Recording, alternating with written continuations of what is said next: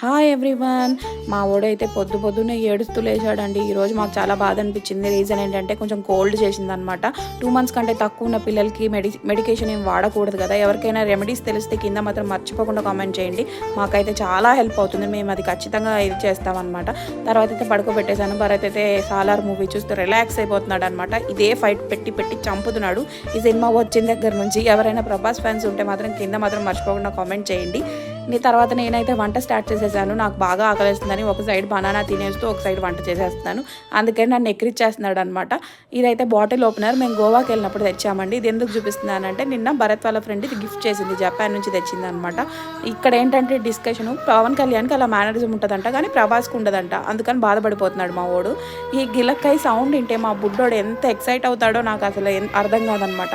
చాలా ఇష్టం వాడికి. వాళ్ళ నాన్నకి ప్రభాస్ సినిమాలు చూస్తే ఎలా ఎక్సైట్ అవుతాడో వాడు అంతే. వీడియో నచ్చితే do like, share and subscribe.